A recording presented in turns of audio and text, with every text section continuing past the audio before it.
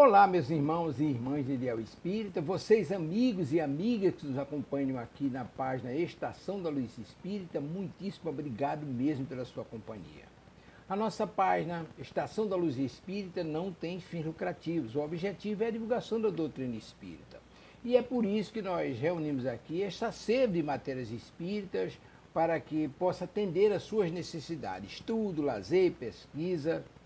Você encontra aqui na nossa página Estação da Luz Espírita os livros da codificação, obras suplementares, entrevistas, palestras e os programas da Web Rádio Estação da Luz de Natal e Web Rádio Cristo Consolador de São Paulo. Ou seja, um acervo que atenda às suas necessidades, sem fins lucrativos. O objetivo é a divulgação da doutrina espírita.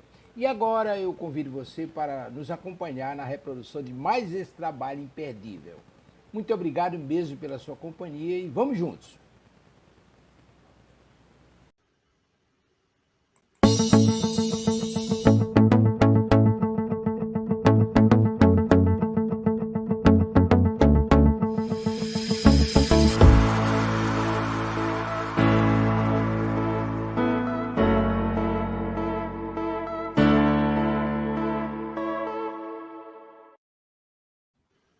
Boa noite, amigos. Boa noite, Paulo. Boa noite, Cristina. Boa noite a todos. Sejam todos muito bem-vindos à nossa Web Rádio Cristo Consolador para mais um programa.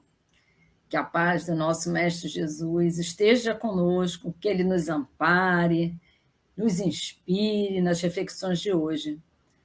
Sempre, como sempre, né, vamos dizer que estamos bem felizes por estarmos aqui para mais um estudo, compartilhando com vocês esta bela obra de Leon Denis, que é o livro Depois da Morte, que vai ao ar todos os sábados às 19 horas. Hoje é a nossa 16ª apresentação deste programa, cujo nome é Estudando Leon Denis. E vamos começar a terceira parte do livro, tratando do mundo invisível, com 14 capítulos. Essa terceira parte vai estar relacionada com o Livro dos Médiuns, de Kardec, ou seja, a segunda parte do Livro dos Espíritos, que depois o Paulo vai explicar melhor sobre essa parte. Na semana passada, finalizamos a segunda parte e hoje iniciaremos com 2 capítulos. Hoje nós vamos dar 2 capítulos. O 15, que é a natureza e a ciência, e o 16, matéria e força, princípio único das coisas. Agradecemos a todos que nos assistem, os que enviam seus comentários, que nos ajudam bastante a desenvolver o tema e nos ajudam também com as suas contribuições. Que Deus nos abençoe nessa trajetória.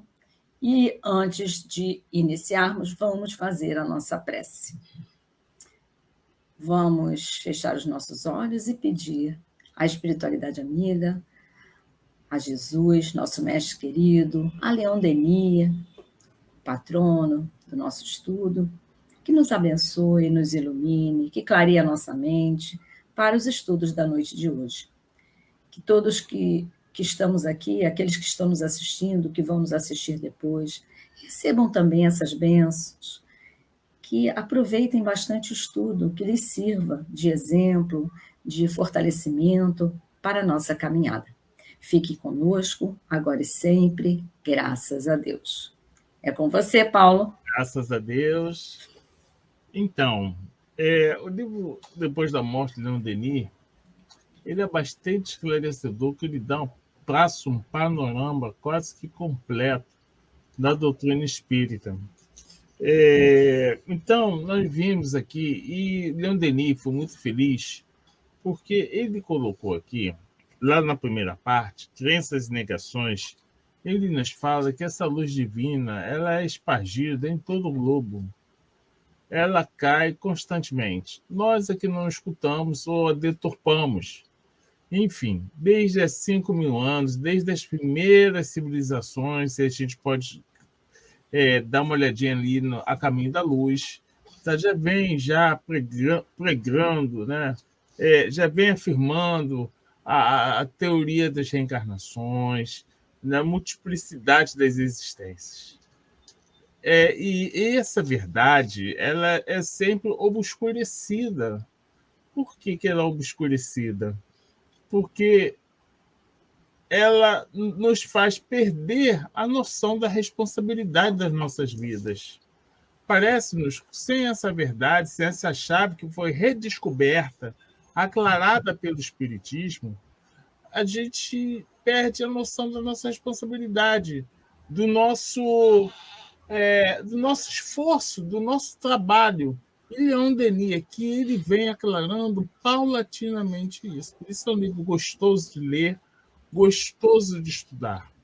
Então, lá na segunda parte, os grandes problemas, que foi a parte filosófica, Leon Denis fala do universo e Deus, a alma imortal, a pluralidade das existências, o objetivo da vida, as provas e a morte e objeções.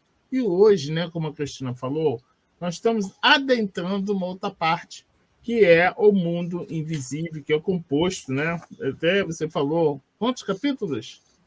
14. 14 capítulos, olha só. E nós vamos, como se fosse assim, um viajor, né? Um guia turístico. Não temos a capacidade nesse exíguo tempo aqui, e senão ficaria assim uma exposição muito chata, de aprofundar em cada assunto. Mas nós vamos aqui começar a ler algumas coisas e falar alguns apontamentos que o Leon Denis fez e falar sobre ele. E tentar fazer também um link com os demais livros da codificação. Vamos lá. No capítulo 15, A Natureza e a Ciência, Leon Denis, logo o primeiro parágrafo dele, que é o tópico frasal, lê o seguinte: nas páginas precedentes. Então, foi todo aquele assunto filosófico que eu falei. Foi a abordagem dos grandes problemas, a questão divina, a alma, a multiplicidade das existências, o objetivo da vida, né? A morte, o objetivo da vida.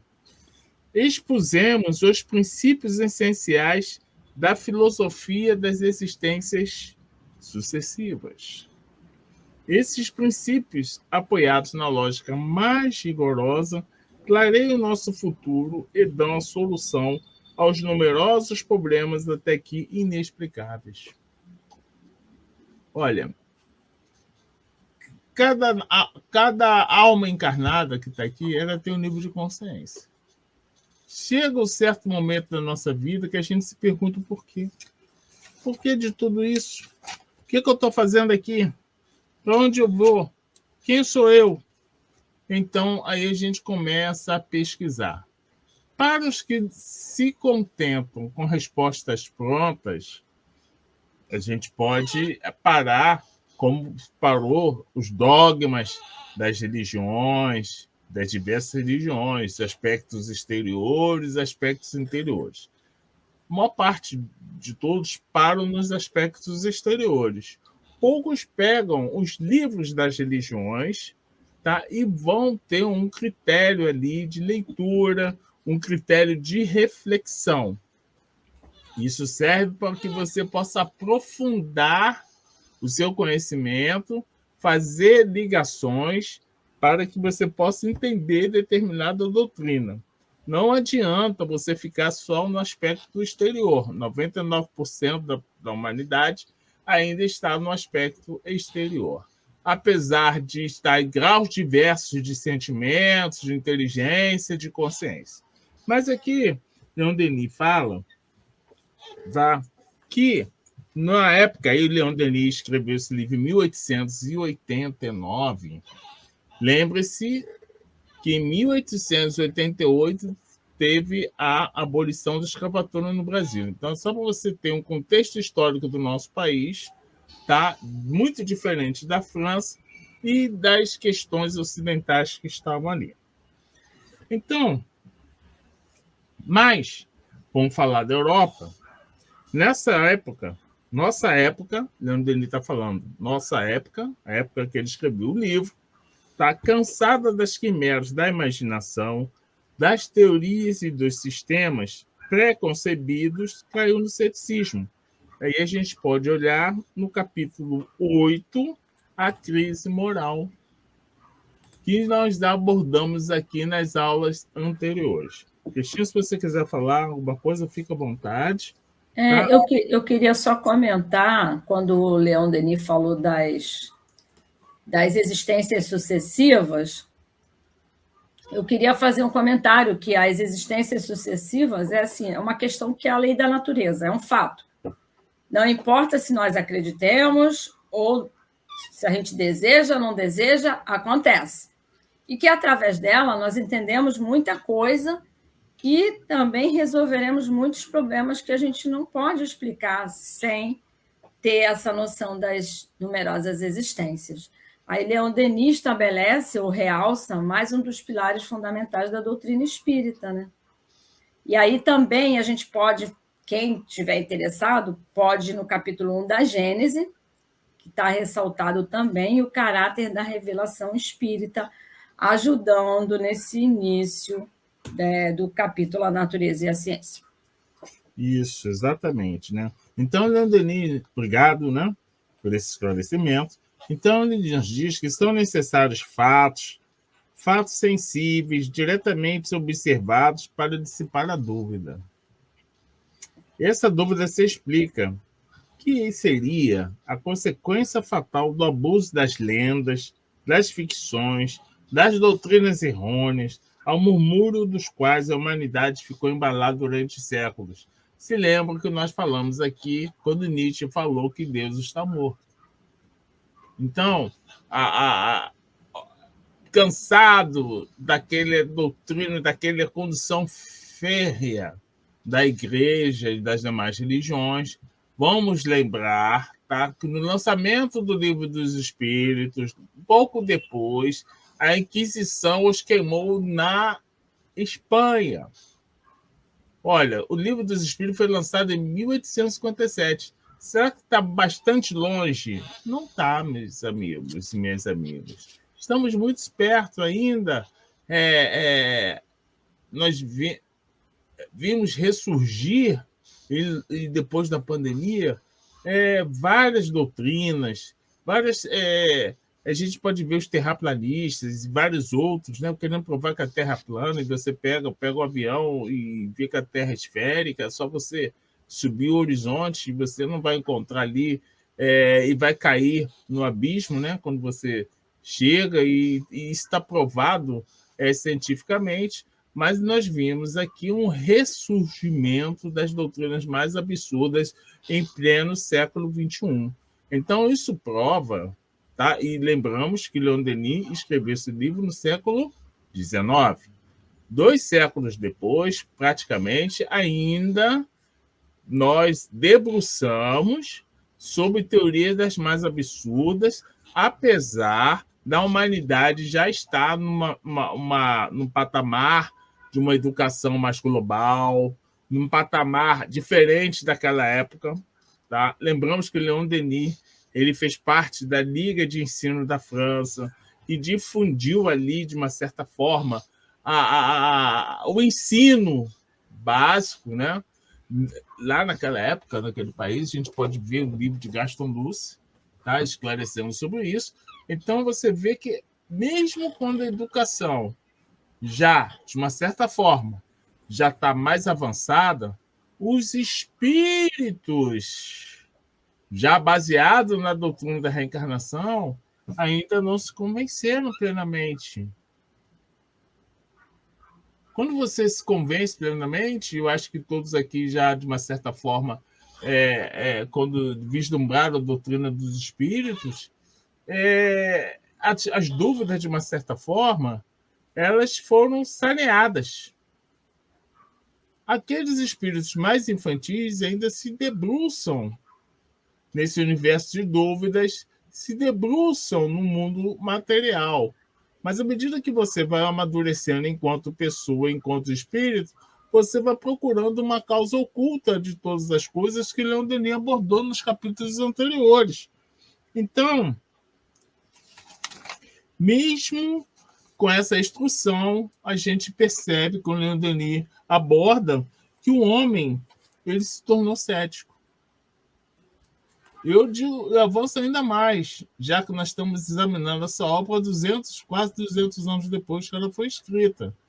Ainda perdura muito ceticismo na nossa humanidade.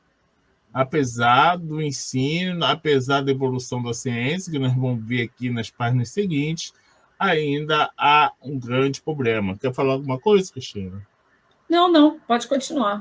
Então, mas Leon Denis fala, né, que a gente estava falando aqui, não nos queixemos desse estado de espírito. Olha só, como estamos falando, pode parecer, de uma certa forma, uma queixa, né? Mas não é. Ele já disse aqui, ele já avança e fala, não nos queixemos desse estado de espírito, que é, antes de tudo, uma homenagem ao pensamento humano, à verdade. Então, nós estamos aqui, todos nós, de uma certa forma, procurando a verdade. Cada um da sua forma. Cada um da sua forma. Então, paulatinamente, nós vamos ver aclarar essa verdade que está, de uma certa forma, dentro de nós. Então, quando a gente faz o caminho exterior, de uma certa forma, essa verdade, essas certezas ficam mais obscuras. Porém, Leon Denis, ele diz o seguinte, vou reproduzir aqui. A marcha da ciência, nas suas etapas inumeráveis, é comparável a uma subida numa região de altas montanhas. À medida que o viajante escala as inclinações árduas, o horizonte se alarga em torno dele. Os detalhes do plano inferior fundem-se num vasto conjunto, enquanto que, ao longe, abrem-se novas perspectivas.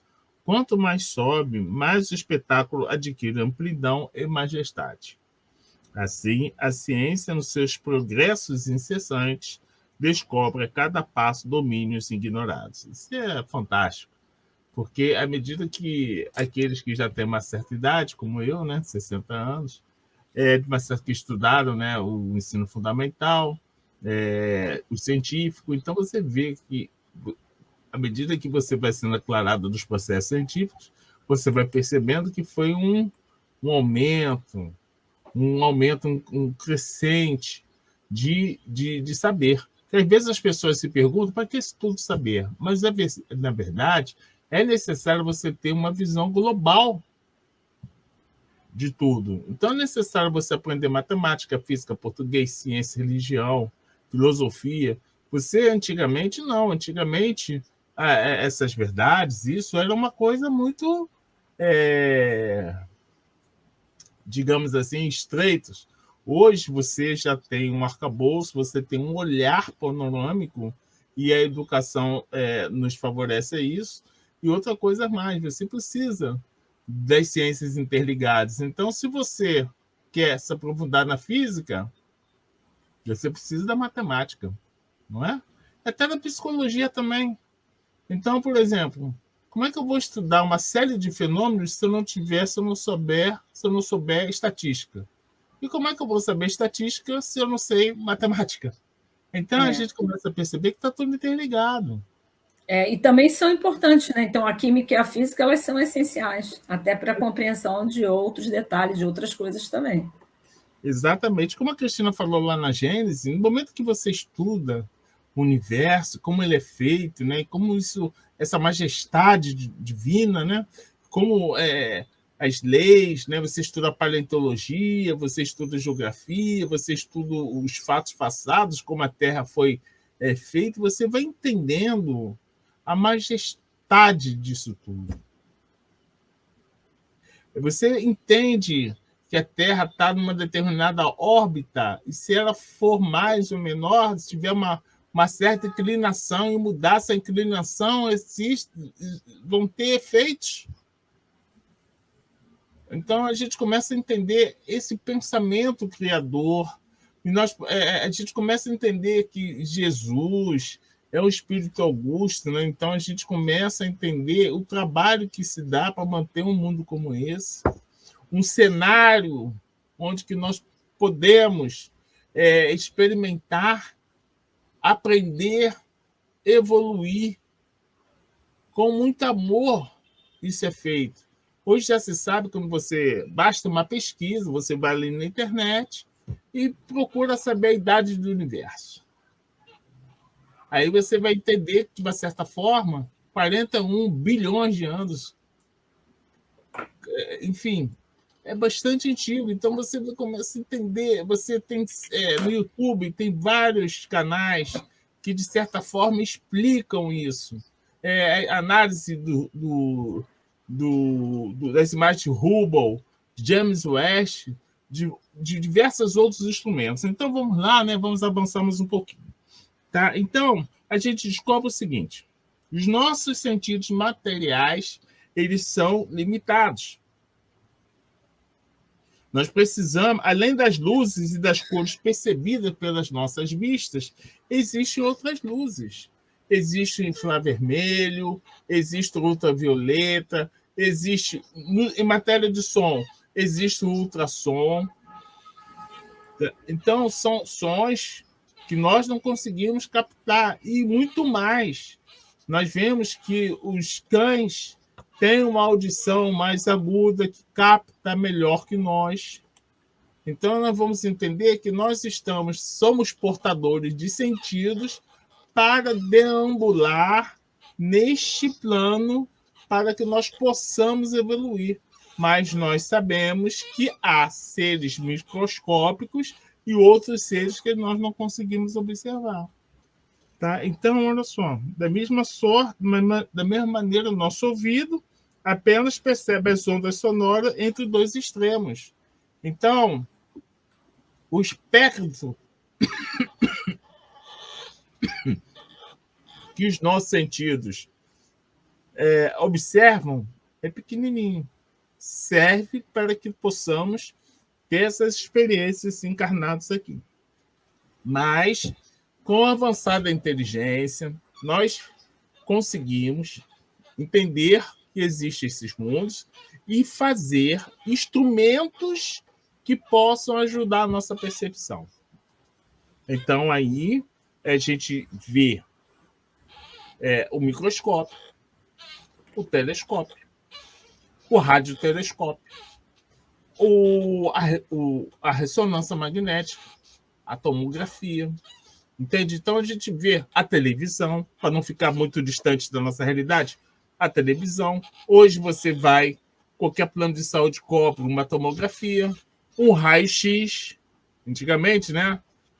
Quando era pequenininho, fazia esse raio-x. Hoje em dia, tomografia, ressonância,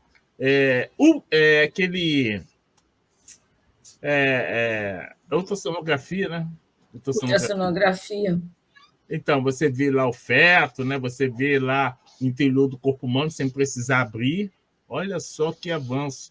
Tem pessoas que não suportam entrar no tubo de ressonância. Eu adoro. Você é um masoquista? Não. Não precisa abrir o meu corpo. Eles já conseguem ver um tumor, né? Um PET. Então, a ciência avançou de uma certa PET forma. scan, né? Um PET scan, né? O PET, né? Falando animal, né? PET scan, por exemplo, eu operei minha vista a laser, tirei minha miopia. Gente, antigamente eu fiquei com medo. A primeira vez que eu fui tentar essa operação era com bisturi. A segunda vez já era com a laser. Olha só que coisa. Então, eu ficava preocupado. Será que na hora que eu estiver fazendo a cirurgia vai desligar a luz se faltar luz? Como é que fica, né? Então, a gente vai vendo esse progresso da ciência. Então, eu convido a todos para que explorem esse universo. Vá lá para o Google, explore, vai no YouTube, vai no Google Earth, vê a Terra girando, vê qualquer localidade da Terra. Então, você, hoje, isso já é possível. E a gente vai entender, a gente começa a sentir o amor. E vocês, não sei se todos estão acompanhando, né? As viagens hoje ainda está caro, mas já tem companhias fazendo os balões com umas cápsulas que vão ali na estratosfera para você observar, né, a Terra, a beleza, o espaço e depois pousar. Então, hoje nós estamos pagando viagens daqueles mais afortunados em bordo de foguetes para ir no espaço para poder voltar. Mas quando você volta, você tem uma experiência dessa, é impossível você não voltar transformado com o amor que emana desse planeta, com o amor, com o amor desse cenário. E descobrindo, né, que além desse, né, como diz o Evangelho no capítulo 3, há muitas moradas na casa do meu pai, que aí a gente vê a imensidão de coisas que tem nesse universo. E aí você comentou do telescópio, eu queria trazer uma curiosidade, que quando eu vi aqui o telescópio no texto, aí eu lembrei de procurar e eu achei uma coisa interessante, que o primeiro dos modelos de telescópio especificamente criados para finalidades astronômicas foi desenvolvido por Galileu Galilei entre os anos de 1609 e 1610. Desde então, uma verdadeira revolução científica e cosmológica começou a se desenrolar. Esse foi o primeiro, né? Mas depois dali tem outros e atuais, né? E o microscópio, Cristina? Você ia falar até do microscópio, né? O microscópio, aí já o crédito por essa invenção foi dado em 1591 aos holandeses Hans Janssen e seu filho Zacarias, fabricantes de óculos. Eles ampliavam as imagens e observavam objetos muito pequenos por meio de 2 lentes de vidro montadas nas extremidades de um tubo. Aí foi assim que tudo começou. Exato. Hoje nós temos microscópios eletrônicos poderosos. Aí eu pesquisei ontem na internet, vi aqui o microscópio de tunelamento eletrônico. Olha só. Pesquise, eu não sei explicar isso direito, não, como é que isso funciona, tá? Mas a gente consegue ver o infinitamente pequeno. E assim, a gente, como Leon Denis termina esse parágrafo assim, olha só, a gente descobre que a vida em todos os confins da Terra, a vida nas profundezas, a vida onde não há oxigênio, e a gente pode dizer, ele diz o seguinte, ninguém pode dizer onde para o fluxo da vida. Não é? Vocês podem perceber que nós estamos ressuscitando vírus que estavam congelados na Sibéria há milhares de anos atrás, e ele tem uma espécie de uma vida. Então, ele diz o seguinte, quando nós avançarmos aqui, a ciência progride e cresce, e o pensamento incitado eleva-se para os novos horizontes. E isso é importante também, porque à medida que você consegue constatar aspectos da natureza, aspectos do universo, você começa a expandir o seu pensamento.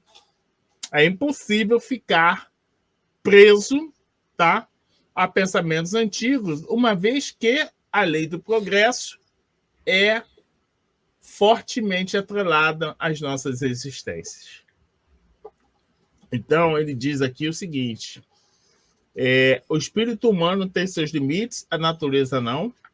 Com aquilo que ignoramos das leis universais, poder-se-ia criar o mundo, diz Miguel Faraday, eu acho, tá? Que foi um dos inventores, descobridores do campo magnético, do conceito do campo eletromagnético também, que a gente aprende lá na ciência com as fórmulas. Então, os nossos sentidos grosseiros nos deixam viver no meio de um oceano de maravilhas, sem suspeitá-las, como cegos banhados em torrentes de luz. Que poético, né? Mas retrata com exatidão o que ocorre conosco.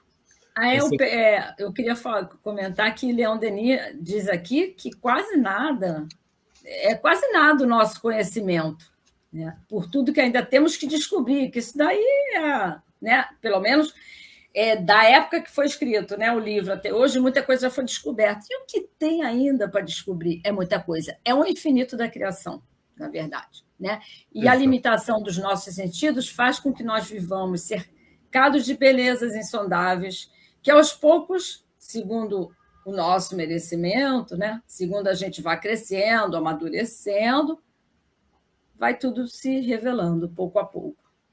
Exato. Né? Então, agora nós vamos passar para o capítulo 16, tá? Que é a matéria e força, o princípio único das coisas.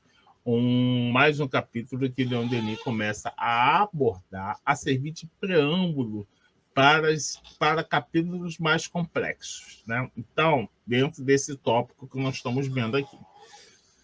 Então, Leon Denis nos começa falando o seguinte: até aqui, a matéria só é conhecida sobre os 3 estados: sólido, líquido e gasoso. Né? E a gente vamos aclarar, né? A gente pega ali a água, você ferve, a água você congela, então você vai ver ali, de uma certa forma, a evolução, a mudança desses estados de matéria. Mas William Crookes, o sábio físico inglês, quando procurava produzir o vácuo em tubos de ensaio, descobriu um 4º estado que chamou de estado radiante. E aí eu acho, antes de eu começar a falar sobre o estado radiante, vocês vão perceber que Leon Denis ele era um profundo leitor, um profundo conhecedor das descobertas do que estava rolando em torno de si nessa época. Aí ele pega isso tudo e coloca aqui no livro Depois da Morte. Mas por quê? Porque ele era muito estudioso, né, Paulo? Exatamente. Ele estudava de tudo, não só a doutrina Exatamente. espírita. Tudo ele estava por dentro. Exatamente. Isso é um recadinho para nós também. Tá? Não podemos fixar só no estudo de determinada coisa, de determinado aspecto, uma vez que o espiritismo ele fala, ele tem link com todas as ciências, e Leon Denis está aqui demonstrando isso. Então, nós precisamos abarcar a nossa leitura, olhar o panorama geral e procurar traçar link com a doutrina que nós sabemos. E aí nós vamos descobrir que isso é perfeitamente viável. Perfeitamente viável. Então, vamos lá. Ele descobriu o 4º estado da matéria. Qual é o 4º estado da matéria? Aí eu vou pesquisar o nome correto, né? O 4º estado da matéria é chamado de plasma.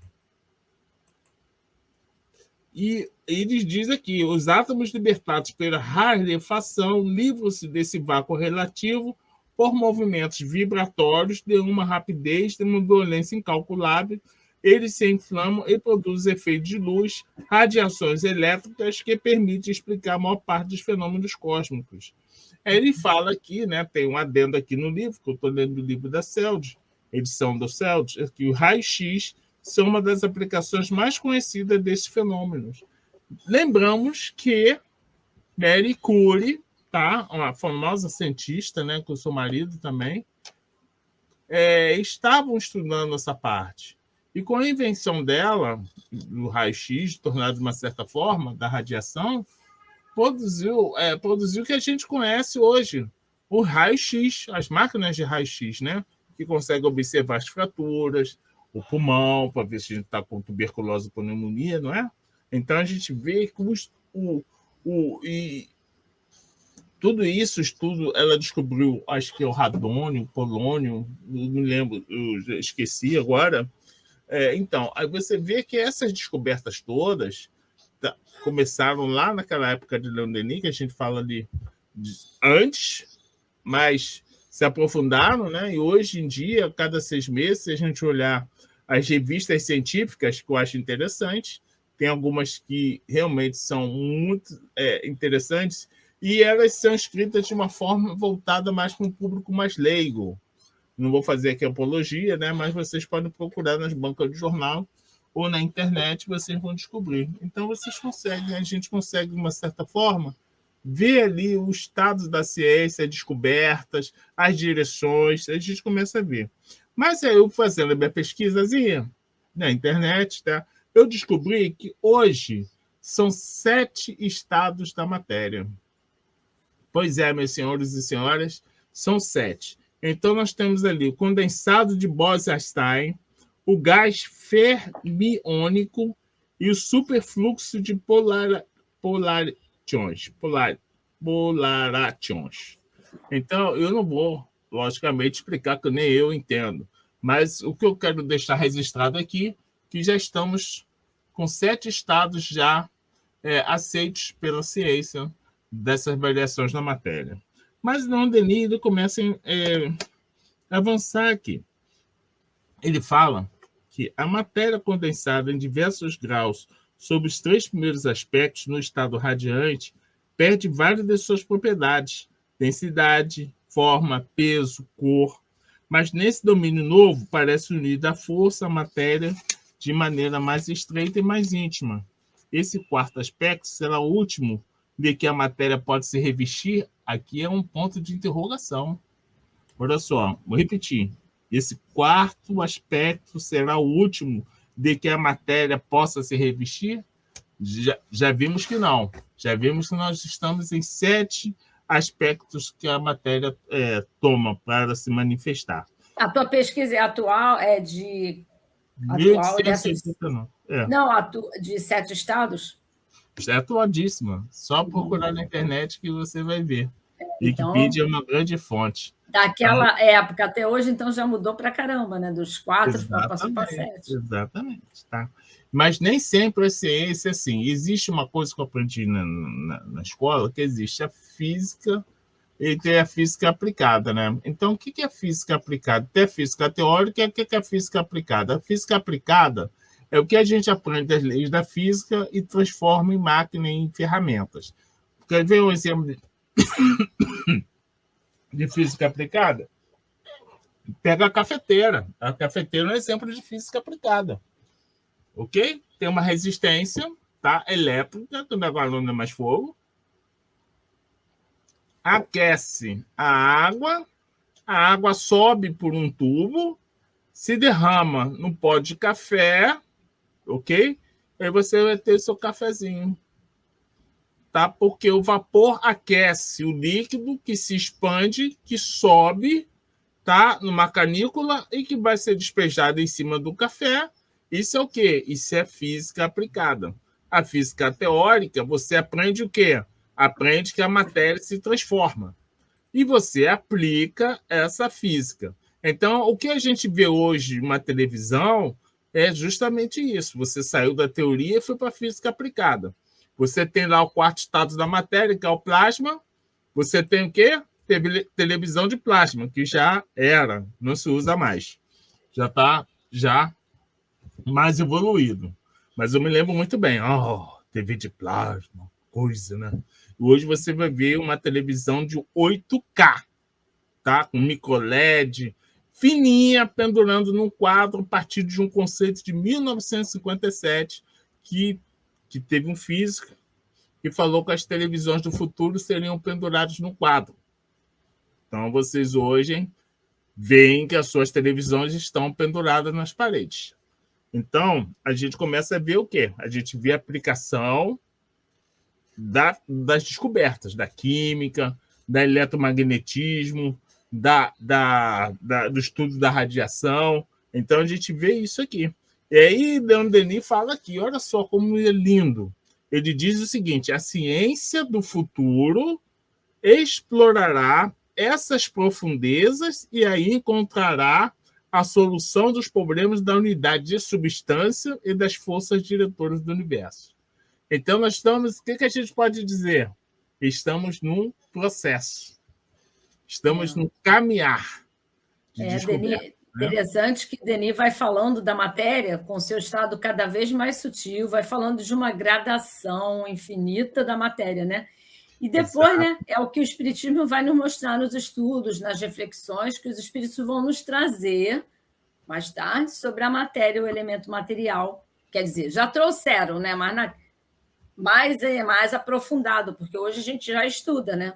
E aí o Espiritismo traz sobre essa matéria, o elemento material, e o que está na sua origem, que a gente vai ver no próprio Livro dos Espíritos.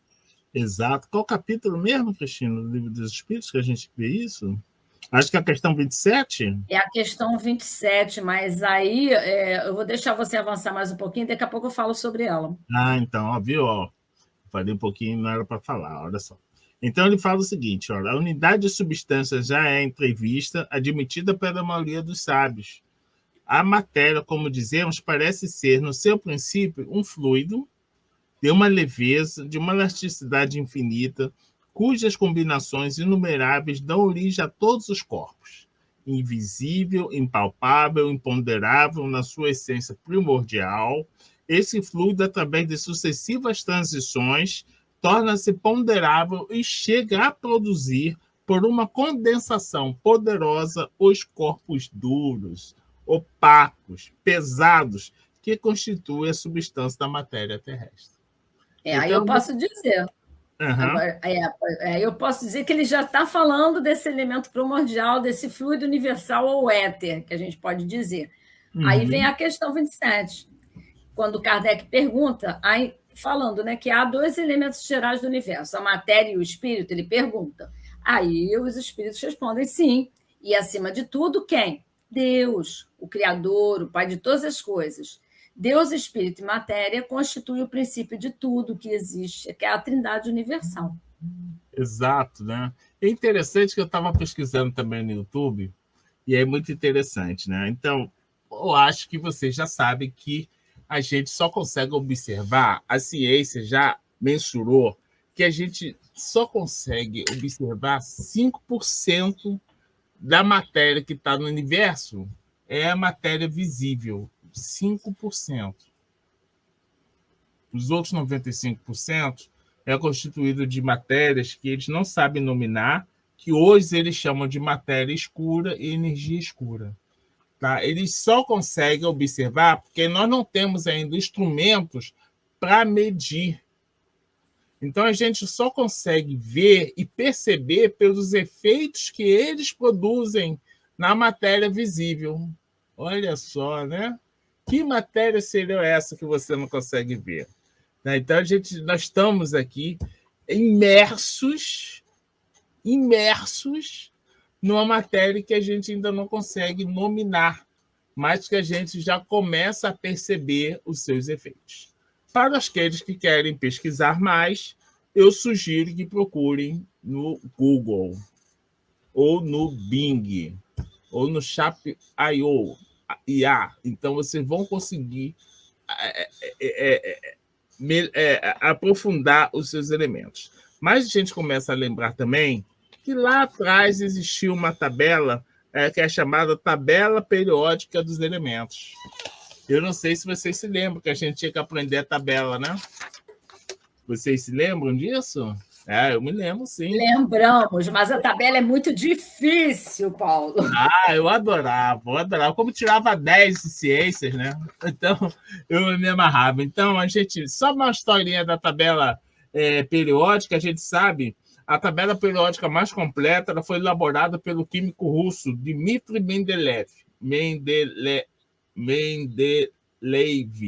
1834 a 1907. No ano de 1869, que ele conseguiu elaborar, que foi feito um concurso, né, para quem pudesse fazer uma tabela que pudesse abranger, de uma certa forma, todos os elementos. Ele organizou os grupos de elementos de acordo com as propriedades semelhantes e deixou espaços vazios para os elementos que ele acreditava que ainda seriam descobertos.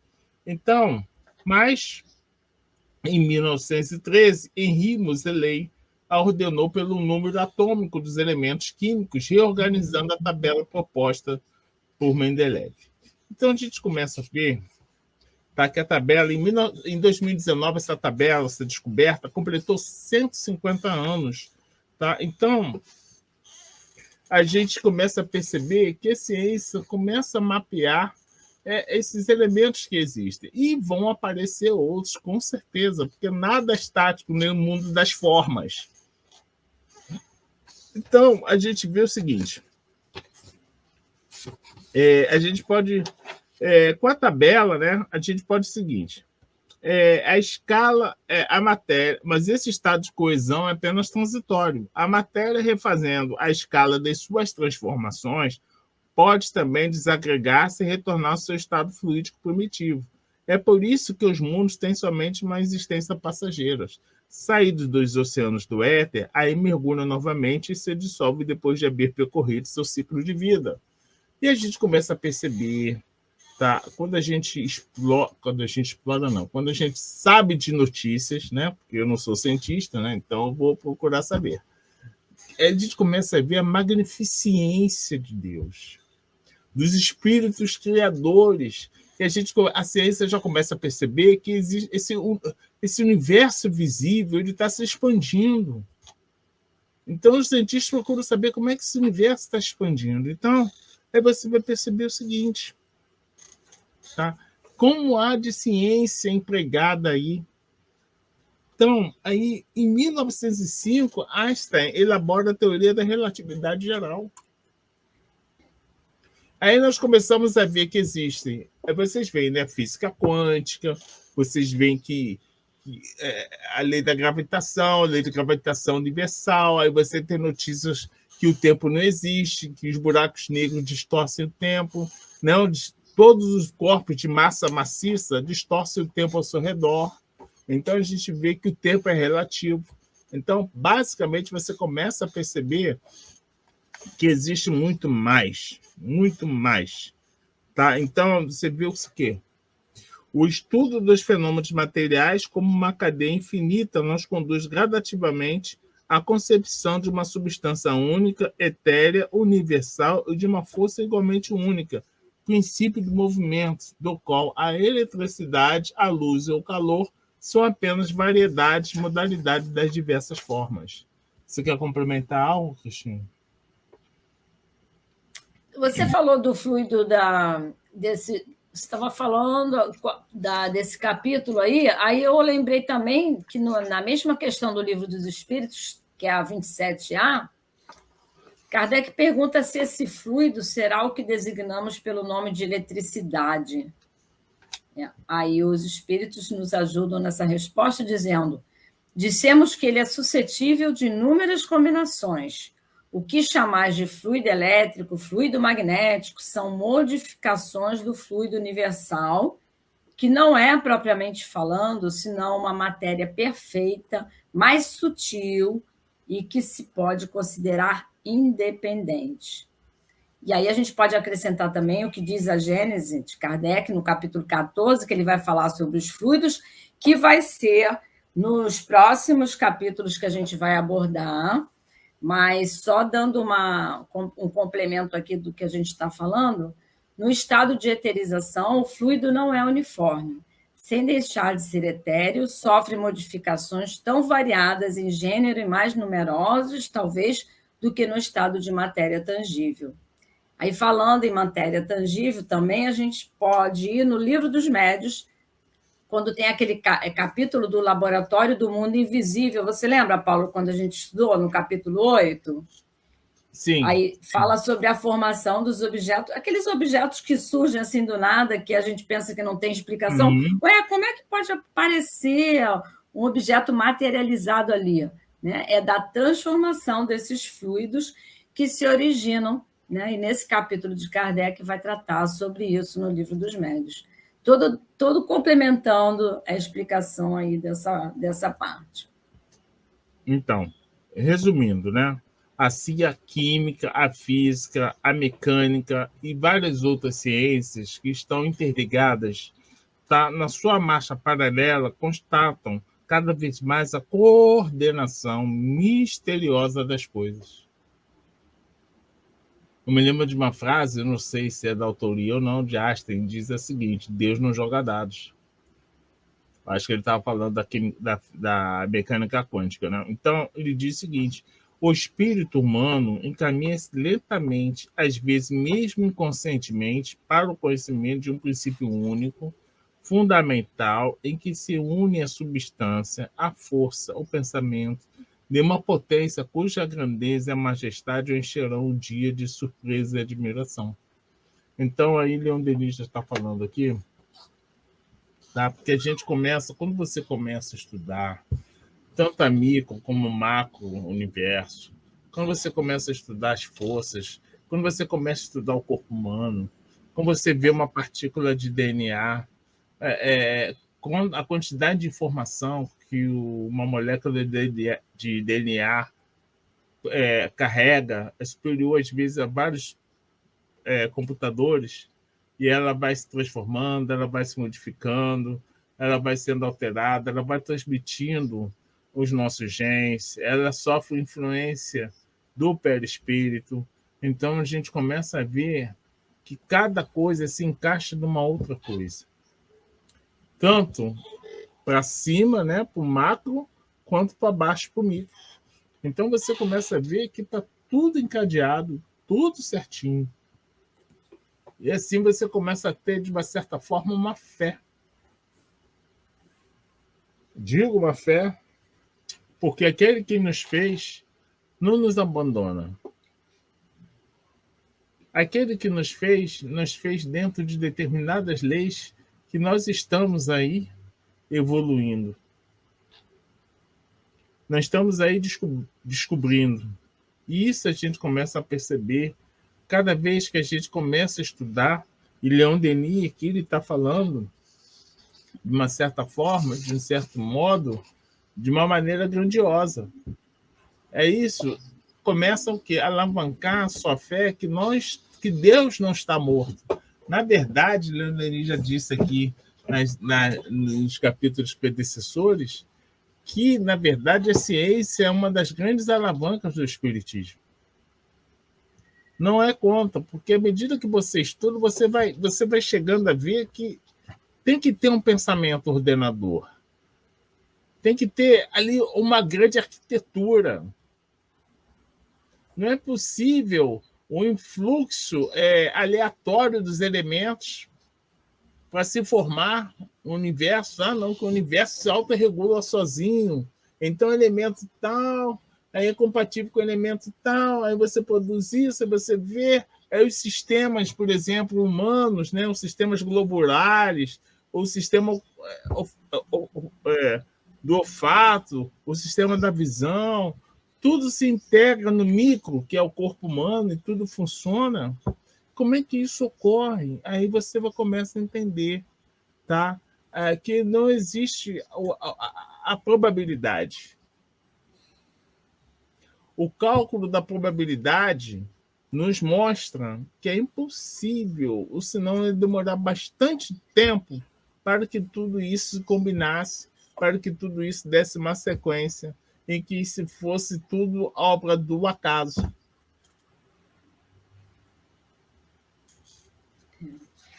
Então, fechando aqui, né? Já está chegando a nossa hora final. O que o Leon Denis ele vai falar aqui? Ele começa a demonstrar, tá, a natureza da ciência. Ele começa a mostrar também a matéria e a força. E começa a derivar, né? Começa a seguir em direção de uma unicidade das coisas, uma unicidade das substâncias. Então, no próximo capítulo, nós vamos ver o quê? Os fluidos do magnetismo. Então, vamos estudar, de uma certa forma, não profundamente, tá? Os fluidos. Uhum. Vou fazer aqui um pequeno resuminho dessa parte final, que eu queria comentar, que esses elementos são esses elementos primordiais que dão essa trindade universal, essa unidade ao universo. Então, Deus é a coordenação misteriosa de todas as coisas. A matéria, o elemento material, tendo nele o fluido universal, esse elemento primitivo que dá origem a todas as outras formas de matéria. E o espírito é o princípio inteligente da criação, com o atributo do pensamento, que a gente não pode deixar de comentar, né? Tudo isso vai se fundindo, o pensamento, matéria, fluido, força, inteligência, tudo se fundindo numa unidade que nos conduz necessariamente a Deus, que é a fonte de todas as coisas. Exato. Né? Que é o mais importante. E o Paulo falou que na próxima semana a gente vai falar sobre os fluidos e magnetismo, e vamos incluir um capítulo a mais, falando também dos fenômenos espíritas. Então, a gente vai falar desses 2 capítulos na próxima aula. Não percam, vai ser bem interessante. E já podem até dando uma olhadinha na Gênese, no capítulo 14, já para... É grande na Gênese esse capítulo, mas é bom que a gente comece a compreender outras coisas a partir dali. Então, convidamos a todos a estudar esse capítulo da Gênesis para depois, no dia da nossa apresentação, no próximo sábado, complementar aqui com Depois da Morte, que é um Isso. estudo maravilhoso, né, Paulo? Está tudo linkado. Na verdade, nada, não tem ponta solta no universo. Sabendo sempre que Deus, né, causa primária de todas as coisas, está acima de tudo, né, Paulo? Exatamente. Concordo plenamente. Espero que vocês também concordem. Então, vamos agradecer essa oportunidade que tivemos na noite de hoje, agradecer a todos aqueles que nos assistiram e aqueles que nos vão assistir posteriormente também, e que possamos estar sempre aqui contribuindo, né? Passando essa obra maravilhosa, que é a obra do livro Depois da Morte, de Leon Denis. Quer falar mais alguma coisa, Paula? Muita paz para todos, muito obrigado. Obrigada a todos e muita paz, uma linda noite de sábado. Graças a Deus. Graças a Deus. Chegamos ao final da nossa atividade. Muitíssimo obrigado mesmo pela sua companhia e espero você no próximo evento.